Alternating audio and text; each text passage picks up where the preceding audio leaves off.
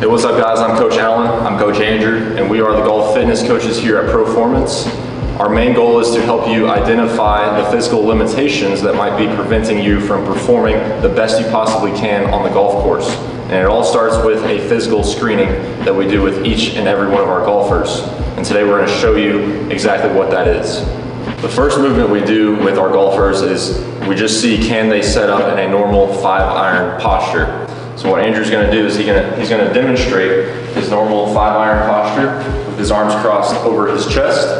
And what we're looking for here is, does he create excessive arch in his low back? So go ahead and do that. Show what that looks like, arch. Yeah. Is there an excessive arch there? Or the flip side, is there excessive rounding? We don't want either of those because that's going to limit your ability to go in your backswing and accomplish a really good downswing. So what we want is we want to create a nice neutral spine. That's the first thing we're looking for, is can the golfer complete that position successfully. Once we identify that their setup posture is good, we want to identify if they can perform what's called a pelvic tilt. So I'm going to have Alan get back in his golf stance. So now we want to see if he can create that arch and then go back into that roundness, just back and forth in a motion, just like that. If you're not able to complete this movement right here, then you're not going to be able to swing your club as powerfully as you should be able to.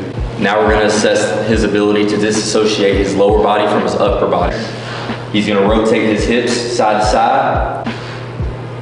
Good. This is important because if you're not able to perform this motion, then your sequence will be off in your golf swing. Now we're going to assess the opposite. We're going to assess if he can disassociate his upper body from his lower body. And he's going to try to rotate his torso while keeping his hips neutral. And then again, just like the hips, this is important because if you're not able to do this, then your sequence is going to be off, leading to problems in your golf swing. Our next test is actually one of the most crucial components to this assessment because it'll tell us the most about our golfer and his mobility and stability. It's called the overhead deep squat test. So what I'm going to have Andrew do is he's going to set up with his toes straight forward. His feet are going to be about shoulder width apart. He's going to take that dowel rod, place it on top of his head. Elbows are going to be making a 90-degree angle. I'm going to ask him to extend that dowel rod overhead and squat down as low as he can while keeping that dowel rod over his head. Now he's going to stand back up, and I'm going to have him face the other way so he can see the different angle. Go ahead and do that same thing again.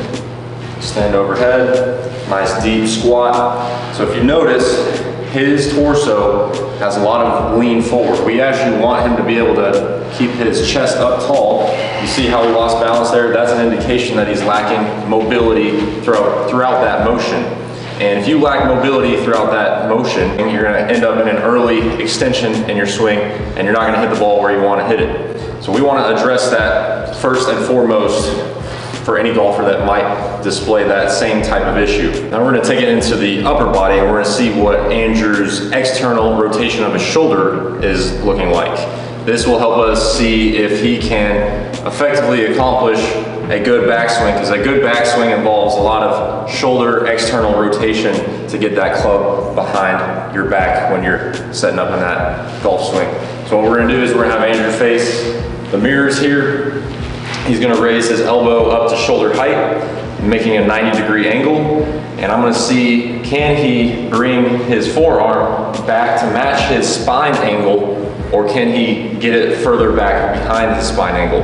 Go ahead and raise that back. Good. So standing tall, Andrew can accomplish a greater than spine angle with his shoulder external rotation. That's excellent. That's exactly what we want. But can he do that same level of external rotation while he's in a golf stance? So go ahead and do your golf stance and go into that external rotation. Good. So not as good of external rotation in his golf stance, but he's still getting to about his spine angle with his forearm. If you see his forearm, it's matching about where his spine is. We really want it to get behind his spine, and that'll help deepen his backswing so he can generate more force throughout his downswing. Now we're going to look at how well Andrew can rotate around each hip. In the golf swing, you're going to be called to rotate around the right hip in the backswing if you're a right-handed golfer, and then rotate around the left hip in the downswing. So what I'm going to have Andrew do, go ahead and step back. I want you to lead with your left foot, and your right toes are going to be in line with your back heel.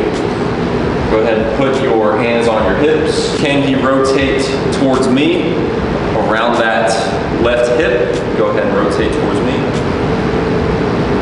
Good. Excellent rotation there. Now we're going to see, can he go the other way? Good. So looking at that, Andrew's going to have no issue going into his backswing and his downswing on his left hip. Now let's check the right hip. Andrew's going to lead with his right foot, left foot is back. Same thing, go to your right, rotate around that hip. Excellent rotation. Now come through to the left. Good. Excellent rotations on each hip.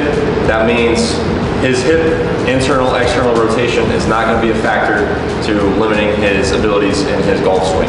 Next, we're going to go up the kinetic chain to Andrew's neck. We're going to see how well he can rotate his neck. This is important because in the golf swing, you got to be able to keep your head down as your upper body is rotating to the right, and keep that head down as you're exerting force throughout that downswing.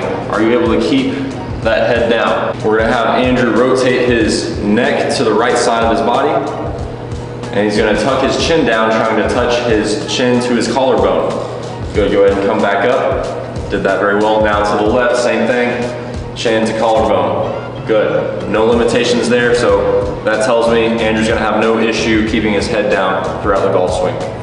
All right, now we're gonna assess the glutes. So the glutes are important because they're the main power source when it comes to your golf swing. So what I'm gonna have Alan do is called a bridge with leg extension. So what I'm gonna have him do, go ahead and elevate your hips, go into a glute bridge.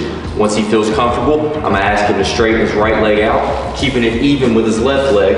And then here we're gonna hold for 10 seconds. And I'm gonna make sure his pelvis stays nice and neutral and there's no cramping.